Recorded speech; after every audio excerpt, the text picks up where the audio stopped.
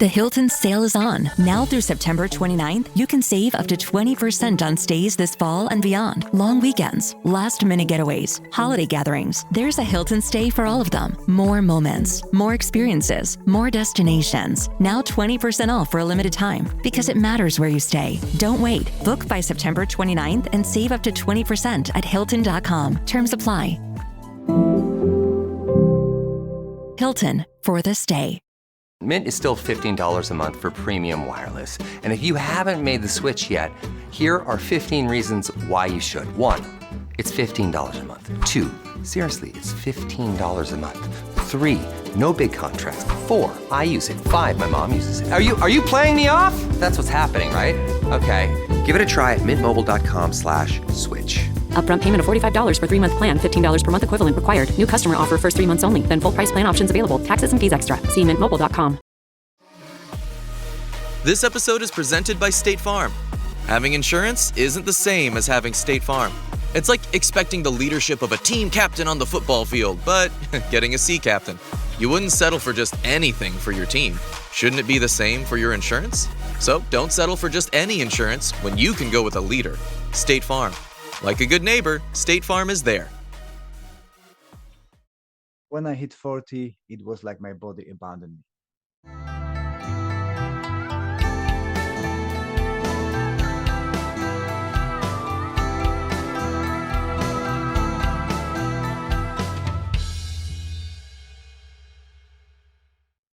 Welcome to another episode of Anxious Black Belt podcast focusing on karate, mental health, and everything in between. In this episode, I would like to share with you my golden rules for karate over 40. Let's start with a quick word from our sponsor. Make gifting easy with Benson and Clegg. Handcrafted cufflinks, luxury accessories, and a proper British style. Trusted since the 1930s by royalty. Get 15% off with code KARATE15, exclusively for Anxious Black Belt podcast listeners. Shop now at bensonandclegg.com.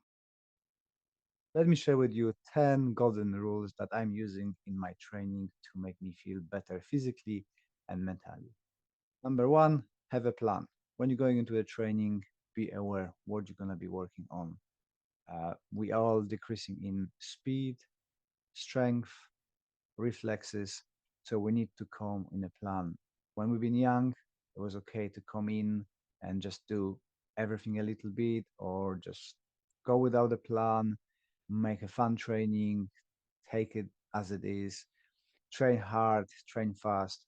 But when you're aging, this is not happening anymore, and you need to have a plan. What you're actually going to be working. Is it today going to be a technical abilities, or is it going to be a sparring focus? What I'm going to be doing within that sparring, what I want to work, because I will be not able to overcome the younger opponents that might be faster. So I need to work on my strategy, and they're going to be stronger. So that I have to work on my technical abilities. So I've got some form of a plan, what I'm going to be doing, and addressing specific needs towards myself.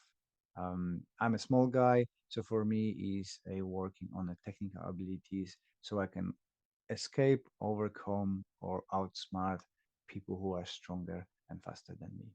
Number 2, managing your expectations. I think we all been victims of expecting something like a service somewhere and having a disappointing experience that didn't live to our expectations, and that disappointment usually is much higher with the high expectations than with the low expectations. And opposite happens if you're coming with a low expectations and you got a nice service, then you are happy and rewarded for that unexpected positive experience. And the same with training. If you're going into training, don't put on yourself huge expectations that, for example, you're going to go in and go full on 10 round sparring, tapping or knocking out everybody, because that might not happen, and you're going to go against a faster, stronger, younger opponents, and you're going to lose. Plus, we all got a different days. Some are better, some are worse, and sometimes you win 4 or 5 rounds in a row. Sometimes you lose all of those rounds. So if you manage your expectations to a acceptable level, that today I'm gonna go in and let's say I'm not gonna be um, knocked out, I'm not gonna be injured, and then you can manage those expectations better and achieve those goals when you go in and say, yes, today I'm gonna tap out everybody in the club. That's kind of a bit too high expectation because there's always somebody better than you in a club. There's always somebody who's gonna have a better day than you and can win with you, and then you're gonna be disappointed. So manage your expectation to the level of your experience and the level of your feel on the day, and don't expect too much of yourself. Number three, know your limits. Um, as we've been younger, we could go for a very, very long run. We could do a 5, 6 sessions a day training, come home, recover, have something to eat. Next day, be a 100% operational and get back to training. With age, unfortunately, recovery takes longer, and going into the training, having a full on session and going beyond your ability is gonna be causing you suffering, and you're gonna be out of training for longer. Plus, there's always chance of injury. Our joints are not as flexible as they used to be. The strength is not the same. Mobility in the neck, back, not the same. So it's a bit easier for injuries. So know your limits and allow yourself to work within those, and don't feel guilty putting those limitations on yourself, and training safe and without injury. Number four, stay mobile. Um, as I said just before, mobility decreases with age, our joints getting stiffer, muscles not working as efficient as they used to. So myself, I'm spending a lot of time on a mobility workouts, um, greasing my joints, moving around, doing a stretches and kind of maintaining the body. As one of my friends from Poland, Marek, says that, martial arts, you might need one day, but ability to move, you're going to need daily. So having that maintenance of your joints, working through all areas, all joints, loosening it up, strengthening the muscles, and allowing yourself to move through the whole range of motions, gonna make your life easier because you're gonna be able to move efficiently during the daily activities. Plus, it's gonna make easier for you to train, and it's gonna make safer for you to train because you're gonna be preventing injury. Number five, staying hydrated. And this is something that impacted me big time after 40. When I was younger, I didn't have to drink much, and I didn't suffer with a dehydration. Maybe it's due to a way we've been training back in Poland that we couldn't drink for the session. So I've been going for like long runs without drinking, without hydrating, and my body was coping with it. Although after 40, I've noticed that the hydration impacts my ability to train. It causing me some injuries. I had a few tears in the muscles after consultations with doctors and physios and stuff like that. It was pointed that I am very dry, getting old and dry. My skin also started to be itchy and peeling and cracks on my heels and so on. Plus, during the training, especially with the grappling situation like BJJ and wrestling, my feet and my calves and my hamstrings start to cramp it up. All have been sorted out by a proper hydration and drinking a lot, using electrolytes and so on. It changes the game. I'm not getting so tired. I'm not getting thirsty. I can work without any cramps and stuff like that. So it is definitely a biggest change, one of the biggest changes I implemented into my training that help a lot, and in very, very visual way, I can, see and feel the difference that it made. So stay hydrated. Number six is a warm up. Uh, for older athletes, it's getting longer to warm up and loosen up those joints and muscles. So I always take care of having a longer warm up for myself. Pre-warm upping. So I'll get into the gym. I start doing stretches, moves, just to have a little bit more time for loosening up those muscles. We had young people coming into the gym, they jumping in straight to sparring or activities. My body, if I do that, probably would fall apart and easier to get a injury. So I make sure I'm taking time to warm up properly all the joints, do some running. I know that the people saying that now warm ups should be driven by the activity you do, but in our club, I like to do overall mobility and flexibility and kind of strength workout and warm up, because I think that lots of people coming in without being able to do break falls, without being able to touch their toes, and they are very stiff. So there's beneficial part of that warm up, and that goes with that quote I shared with you from my friend, that martial arts you're gonna use at some point, maybe, but the ability to move efficiently you're gonna need every day. So we can spend some time during the warm up and doing a practical application of those movements so people can bend down, get up from a chair, fell safely, and do all sorts of strengthening exercises, mobility exercises. So it's just easier in a regular life to maintain that ability to move efficiently and be able to move pain free, or at least in a better comfort. Number seven is pace yourself. Um, you know that you want to do everything, you want to do everything 100%, hitting pads, kicking pads, sparring. We all would like to be 100% all the time. Unfortunately, you're gonna gas out. So pace yourself, give yourself more time. Don't compare yourself to the younger peers who going flat out on the pads, hitting them really, really hard, really, really fast for a very long time. As a older athlete or of older karateka, you need to place yourself, manage that energy that you've got, because there's no point overexerting yourself and then not be able to come for sessions for another 2 weeks because your body cannot move because your cardio been impacted and you're suffering at home. So pace yourself so you can go nicely and steady through the whole training instead of gassing out and sitting out, waiting to recover, jump in, do a little bit more, and then sit out again.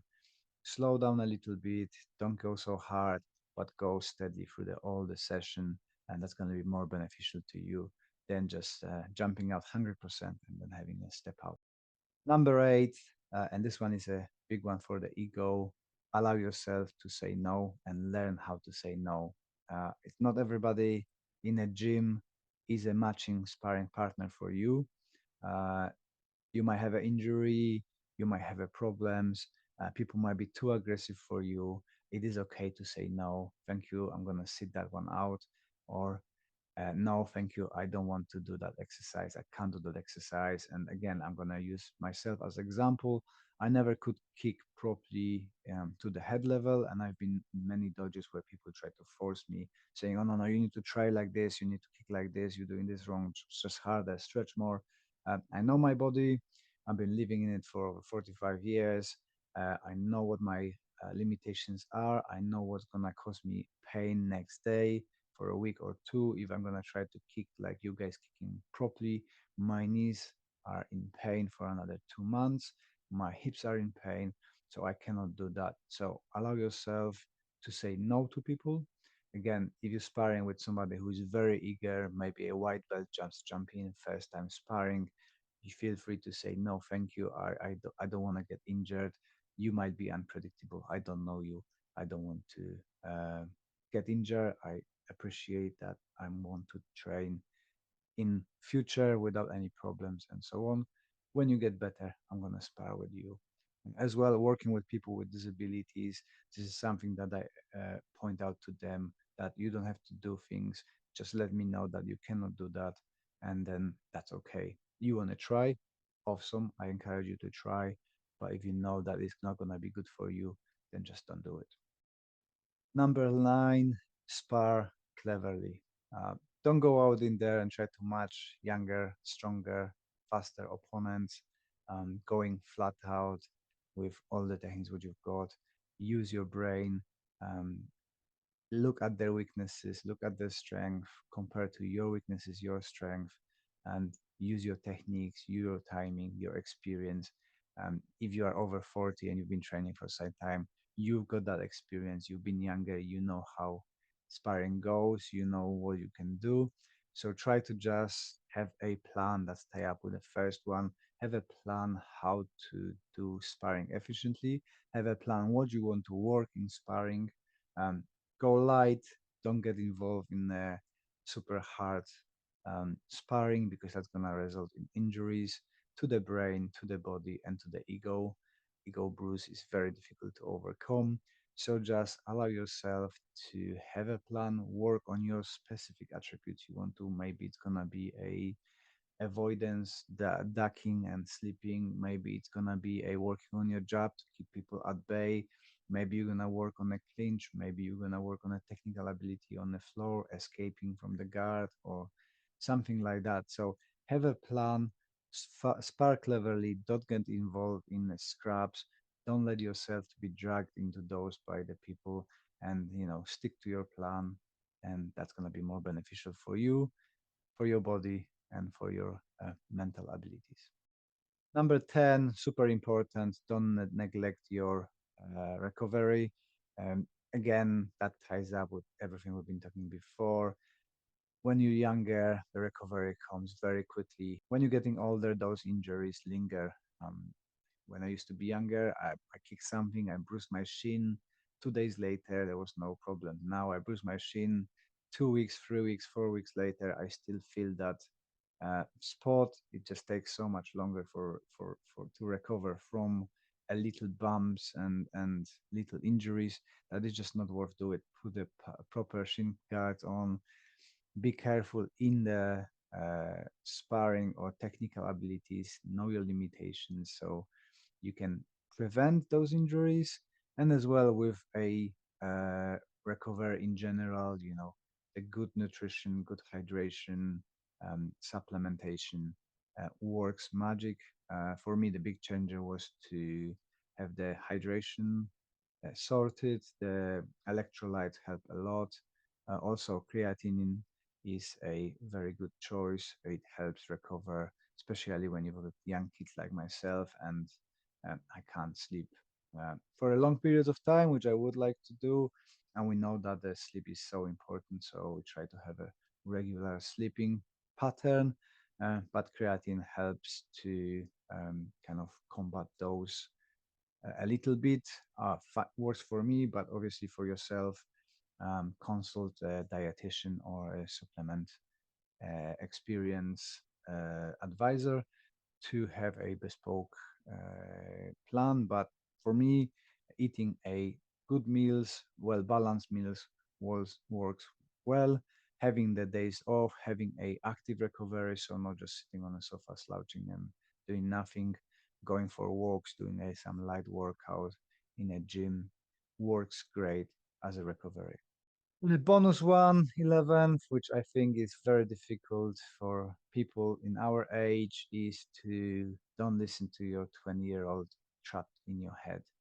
We all got the 20-year-old trapped in the older body who thinks that you can do it and whispers all the time, yes, go for it. You can do it. Let's go and do that. Let's go and do this. And you always suffer after that. So this is kind of a mental challenge to realize that you cannot do the same things you've been doing when you've been 20, and it's okay. Allow yourself to be a older, wiser athlete, karateka, that can take care of themselves, can work for a long period of time without injury, without getting tired, and just enjoy the martial arts training instead of putting a huge pressure on yourself and comparing yourself to other people, younger people who are superior to you in terms of speed, recovery, strength, and so on. Be wiser, be cleverer, and enjoy your training. And that's my rules, golden rules for a karate after 40. Well done for listening to all of it. You are a superhero. Thank you very much for your support. And if you could leave us that review on a podcast platform, that would be amazing. I appreciate your time, appreciate your support, and I wish you all the best until the next one. This podcast is part of the Sports Social Podcast Network.